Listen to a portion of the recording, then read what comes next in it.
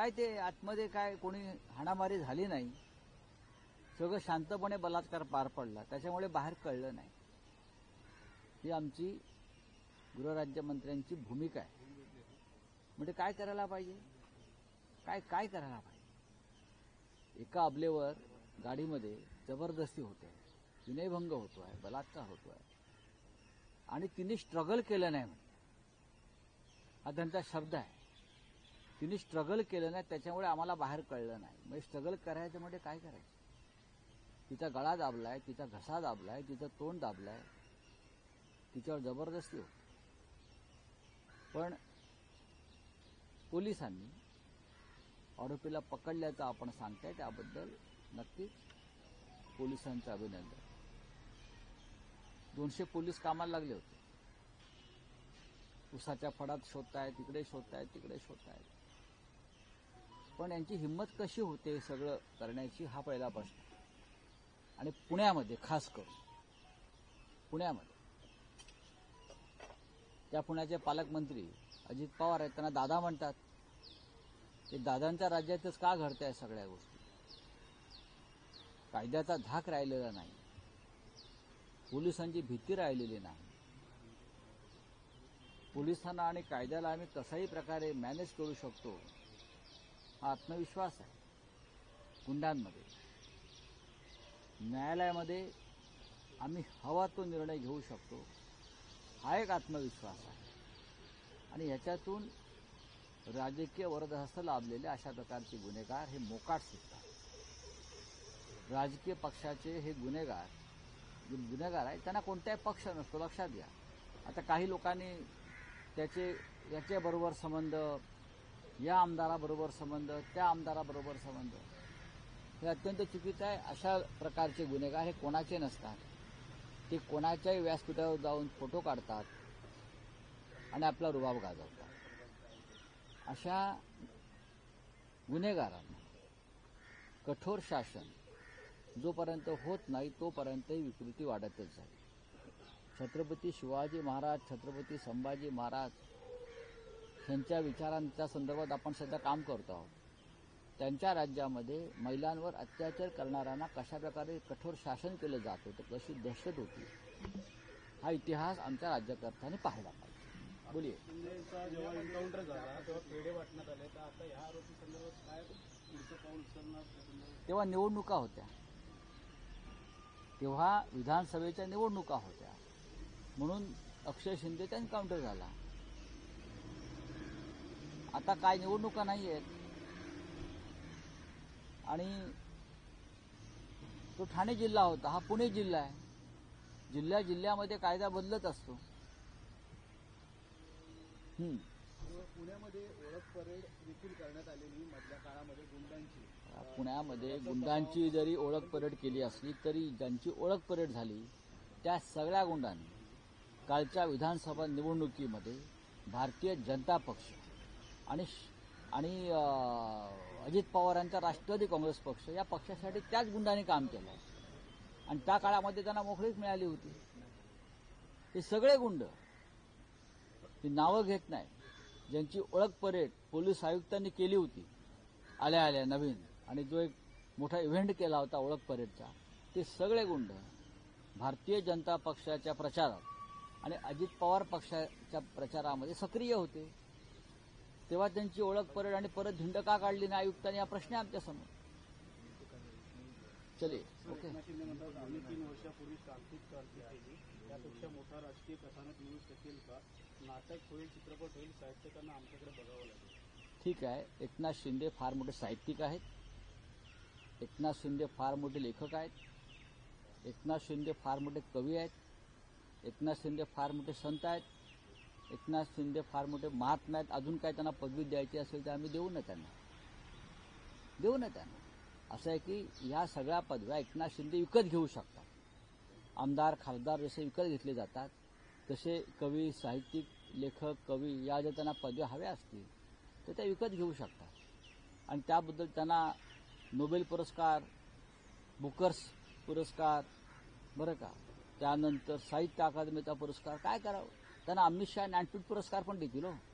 एवढी मोठी ज्ञानाची पुंजी त्यांच्यावासी आहे. त्यांना ज्ञानपीठ पुरस्कार पण अमित शहा देऊ शकतात. अजून काय त्यांना हवं आहे?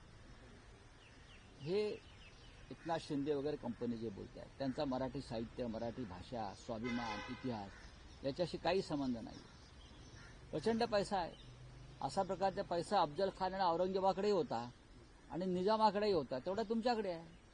शिवाजी महाराज आणि त्यांच्या चाहत्यांकडे पैसे नव्हते, म्हणून त्यांना स्वराज्यासाठी सुरतवर हल्ला करावा लागला. कारण सुरतमध्ये, गुजरातमध्ये इतका पैसा होता की ते मोगलांना आणि ईस्ट इंडिया कंपनीला पैसे देत होते या देशाच्या विरोधामध्ये. म्हणून छत्रपतींना सुरत लुटावी लागली आणि त्या सुरतमध्ये एकनाथ शिंदे आणि त्यांचे लोक जाऊन थांबले होते. फार मोठं साहित्य त्यांच्याकडे त्यावेळेला होतं. बोला सर, आखिर अक्यूज अरेस्ट हुआ है, ₹1,00,000 का इनाम किया, बहुत जद्दोजहद आरोपी अरेस्ट हुआ है, पर ये शिवसाई का नाम, पूना का नाम खराब हुआ और ये जो बंदा था ये पॉलिटिकल टच था एनसीपी के साथ, ऐसा बताया गया। देखो, मैं ये मानता नहीं किसी के साथ टच था या नहीं. ये एक विकृत होता है, ये विकृति होती है, ये एक दिमाग में गंदगी होती है, वो किसी के दिमाग में आ सकती है. हाँ, कोई पार्टी अपने कार्यकर्ताओं को नहीं बोलती कि जाकर बलात्कार करो, जाकर खून करो. वो अपने आप उस मंच पर जाते हैं, फोटो निकालते हैं और रौब जमाते हैं. ये किसी भी पार्टी के साथ हो सकता है. लेकिन हमारी बात ये है कि पब्लिक प्लेस, सार्वजनिक जगह पर इस प्रकार से, जैसे पुणे जैसे शहर जो महाराष्ट्र के एक सांस्कृतिक धरोहर है, जहां लोकमान्य टिळक से लेकर बड़े बड़े नेता और सामाजिक क्रांति हुई है, महात्मा फुले वहां से है, शिवाजी महाराज पुणे से है, उस पुणे में इस प्रकार की घटना होती है. बार बार, एक बार नहीं बार बार होती है. तो सरकार क्या करती है? पब्लिक प्लेस पर बलात्कार हुआ है और हमारे मंत्री कहते हैं, Yogesh Kadam, minister of state home, उनका स्टेटमेंट देखिए, आप बलात्कार होने से क्यों नहीं रोक पाए? तो बोले नहीं, बलात्कार बहुत शांततापूर्ण ढंग से हुआ, बाहर पता नहीं चला. ये उनकी भाषा है. गंभीरता देखिए कि बलात्कार बहुत ही शांततापूर्ण ढंग से हुआ है, कोई स्ट्रगल नहीं हुआ बलात्कार में. वो लड़के ने कोई स्ट्रगल नहीं किया, वो महिला जो है, अबला है, उसने कोई स्ट्रगल नहीं किया. ये हमारे मंत्री की भाषा है. और ऐसे मामले में उनका जो सीरियसनेस है, असंवेदनशीलता दिखती है. ऐसे सरकार से आप क्या उम्मीद कर सकते हैं? अक्षय शिंदे बहुत गाजा बाजा हुआ था, लाडली बहन का 1500 रुपया कम हो रहा है, महिलाओं को सुरक्षा. देखिए, अक्षय शिंदे को इसलिए मारा गया क्योंकि वो उनको चुनाव की राजनीति में फायदा लेना था. उस वक्त विधानसभा के चुनाव चल रहे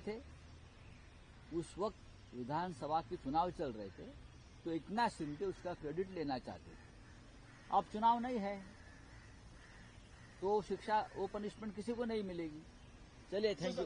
दिल्ली में आपके जो लोग, आपके जो एमएलए है उनको बैन किया जा रहा है. ऐसे दिल्ली के जो आपके जो एमएलए है उनको बैन किया जा रहा है दिल्ली असेंबली में जाने के लिए. सर, अब भारतीय जनता पार्टी का बहुमत है और भारतीय जनता पार्टी पार्लियामेंट में जो बर्ताव करती है हमसे, वही विधानसभा में करेगी. ये बदली की राजनीति है.